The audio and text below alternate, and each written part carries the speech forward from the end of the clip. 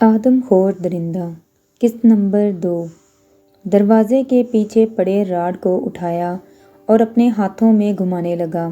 گھماتے گھماتے اس نے رکھ کر وہ راڈ مارا اور وہ راڈ سیدھا اس دروازے کو جا لگا جس کے پاس سے اس نے اٹھایا تھا۔ ایسا کرنے سے وشوا کے منہ سے چیخ نکلی، تم کیوں چیخ رہی ہو؟ ہاں بولو۔ اس کے پاس آتے اس کے اوپر جھکتے ہوئے اپنی سرخ آنکھیں اس کی کالی آنکھوں میں گاڑتے ہوئے اس نے کہا، اور آخر میں چلایا تھا کہ اس کے منہ سے پھر دبی دبی چیخ نکلی تھی، میں تمہیں کچھ نہیں کہوں گا یو لٹل گرل، اگر کہنا ہوتا تو اب تک تم میرا شکار ہوتی۔ اس نے مزید چہرہ قریب کرتے ہوئے اس کے چہرے کے ہر نقوش کو آنکھوں میں اتارتے ہوئے کہا۔ وشوا نے سختی سے آنکھیں میچی ہوئی تھیں۔ آرس آہستہ آہستہ اس کے بالوں میں ہاتھ پھیرنے لگا۔ اس کے ایسا کرنے سے وشوا نے سختی سے آنکھیں بند کر لیں، اپنے ہونٹوں کو دانتوں تلے کچلا۔ اس کا یہ عمل آرس کو ناپسندیدہ لگا تو سختی سے اس کے بالوں کو اپنی مٹھیوں میں جکڑا کہ وہ کرا اٹھی۔ ہر طرف سے مشکلوں میں گھرا ہوں میں، کہ ہر پل مجھے تیری یاد ستاتی ہے، یہ کہہ کر اس پر جھکنے لگا کہ وہ فوراً پیچھے ہوتی اس کو آزاد کرتا سامنے وہ وہاں ٹیبل پر بیٹھ گیا۔ اس کمرے میں صرف 2 چیزیں تھیں، ایک ٹیبل اور ایک کرسی۔ کرسی سے وشوا بندھی تھی اور وہ خود ٹیبل پر بیٹھ گیا تھا۔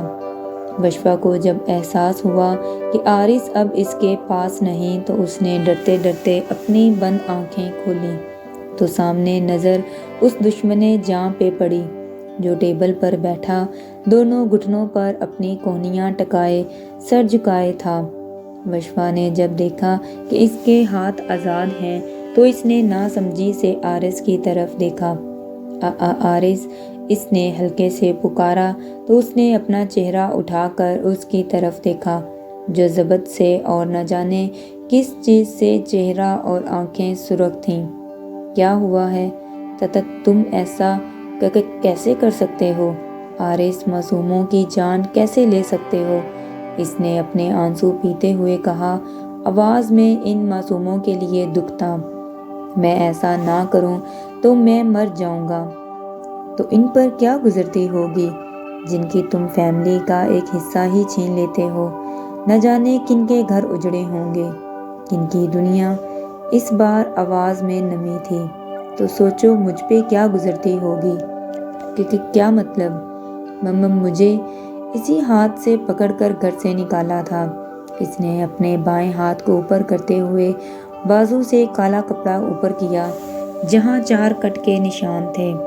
میں بچہ تھا، شاید 5 سال کا، جب مجھے اتنی سمجھ نہ تھی کہ میں سب کو کھا جاؤں گا۔ میں درندہ ہوں، میں نے صرف مرغی کا کچا گوشت ہی تو کھایا تھا۔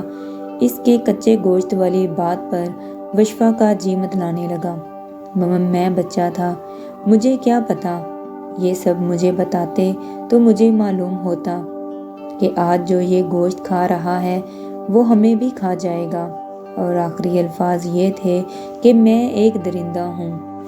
میں جب گلیوں میں پھرتا، سڑکوں پر کھانے کی تلاش کے لیے گھومتا، میری عمر ہی کیا تھی؟ صرف 5 سال کا بچہ تھا۔ 5 سال کا بچہ کیسے اپنے لیے کھانے کی تلاش کر سکتا ہے؟ بتاؤ وش، کیسے؟ اس نے آخر میں وشوا کی طرف دیکھا تو وہ اس کے سوال پر نظریں جھکا گئی۔ اس نے بھی اپنا چہرہ جھکا لیا۔ جب میں بچوں کو دیکھتا، اپنی عمر کے بچوں کو جن سے ان کے والد پیار کرتے، تو مجھے اپنے والد کی صرف ایک بات یاد آتی کہ میں ایک درندہ ہوں۔ اس نے کرب سے آنکھیں بند کر لیں، جیسے اپنے ابھرنے والے غصے کو اندر کیا ہو۔ جب لوگ میرے پاس سے گزرتے تو مجھے ان کے پاس سے خون کی خوشبو آتی۔ گوشت اپنی طرف مائل کرتا۔ یہ کہہ کر کچھ پل رکا، پھر ایک دن ایک شخص مجھے اپنے پاس لے آیا، اس گھر میں۔ اس نے اس گھر کی طرف اشارہ کرتے ہوئے کہا جہاں وہ موجود تھے۔ وہ میری سچائی جاننے کے باوجود مجھے اپنے پاس لے آیا۔ مجھے منع کرتے کہ انسانوں کا گوشت حرام ہے، پر کبھی میرے باپ جیسا نہیں کیا انہوں نے۔ میں آہستہ آہستہ بڑا ہوتا گیا۔ وہ مجھے گھر کے کھانے دیتے پر میں نہ کہتا، کچا گوشت کھاتا۔ ایک دن میں نے ایک زخمی انسان کو دیکھا تو شاید میرے درندے نے مجھے جھنجھوڑا کہ میں اس پر ٹوٹ پڑا اور اس کو کھا گیا۔ اس نے فاتحانہ مسکراہٹ کے ساتھ اس کو دیکھا تو وشفا ڈر گئی۔ میرے اندر کا جانور جاگ گیا تھا۔ میں نے اپنے سوئے ہوئے درندے کو جاگنے سے روکا نہ تھا۔ پھر میں اس شخص سے چوری انسانوں کو کھانے لگا، لیکن ایک ماہ میں 2-3 ہی۔ وہ بے خبر نہ تھے، وہ سب جانتے تھے۔ وہ واحد شخص تھے جب میں اپنے وحشی پن میں ہوتا، انسانوں کے گوشت کی طلب حد سے زیادہ بھی ہوتی تو میں اس شخص کو کچھ نہ کہہ پاتا، اور ایک دن وہ بھی ہمیشہ کے لیے مجھ سے دور ہو گئے، اور پھر مجھے روکنے والا کوئی نہ تھا۔ اگر میری درندگی اتنی بڑھ گئی کہ روز مجھے ایک انسان نہ ملے تو میں مرنے والا ہو جاتا ہوں۔ یہ کہہ کر وہ خاموش ہو گیا۔ شاید اس کے پاس اور کچھ نہیں تھا بتانے کے لیے۔ حارث، تم مجھے نہیں کھاؤ گے؟ اس نے ڈرتے ڈرتے یہ سوال کیا۔ نہیں، اس نے سر اٹھا کر نہیں میں یک لفظی جواب دیا۔ تو وہ چھوٹے چھوٹے قدم لیتی اس کے پاس کچھ فاصلے پر آ کر بیٹھ گئی۔ کیا تم یہ سب چھوڑ نہیں سکتے؟ نہیں، پھر یک لفظی جواب تھا۔ کیوں؟ کیونکہ میں اب اتنا آگے نکل چکا ہوں کہ واپسی کی کوئی راہ نہیں، یا تو میری موت یا پھر دوسروں کی موت۔ میں تمہاری مدد کر سکتی ہوں۔ کیسے؟ اس نے حیرانگی سے پوچھا۔ تمہیں درندے سے انسان بنانے میں۔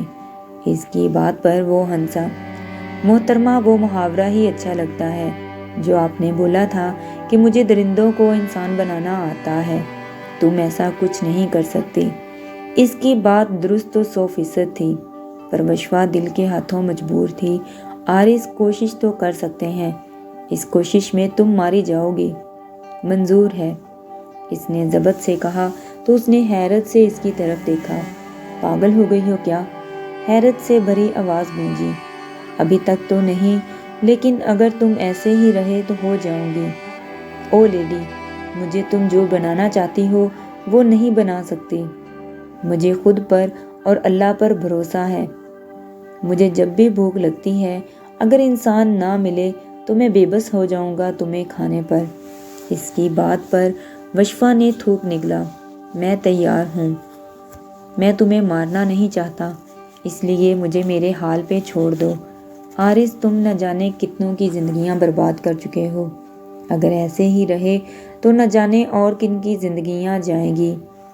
وشفا نے بے بسی سے کہا، اور ایسے بھی تم ناکام ہوگی، پھر بھی تو یہ سب ہوگا۔ حارث کی آواز میں زیادہ بے بسی تھی۔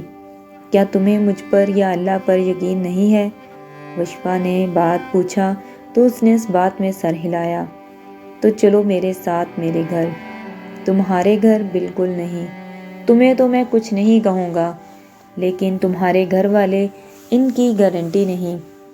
حارث نے نفی میں سر ہلاتے ہوئے کہا۔ حارث، میں اکیلی رہتی ہوں، گھر میں میرا بھی تمہاری طرح کوئی نہیں۔ خیر، چھوڑو اور چلو پلیز۔ وشفا نے گویا منت کی ہو۔ میں اتنا بے حس نہیں، اپنے لیے تمہاری زندگی خطرے میں ڈال دوں۔ وشفا نے کہا، مجھے پرواہ نہیں، تم بس چلو۔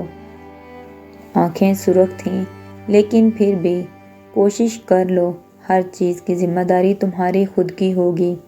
حارث نے اٹھتے ہوئے کہا تو وہ بھی مسکراتے ہوئے اٹھ گئی۔ ویسے کتنا مزہ آئے نا، تم مجھے نہ سدھارنے کے غم میں خودکشی کر لو اور میں تمہیں کھا لوں۔ حارث نے اس کے ساتھ چلتے ہوئے ہونٹوں پر زبان پھیرتے ہوئے کہا تو وہ گھورنے لگی۔ تمہیں کھانے کے علاوہ اور کوئی کام نہیں؟ نہیں، بالکل نہیں، اس نے مسکراہٹ دباتے ہوئے کندھے اچکا کر کہا۔ نہایت فضول ہو، وشفا نے گھورتے ہوئے کہا۔ اب اس فضول کو تم نے خود ہی گلے پڑوایا ہے۔ حارث نے اس کو بازو سے کھینچ کر اپنے ساتھ کرتے کندھے سے پکڑ کر حصار میں لیتے ہوئے کہا۔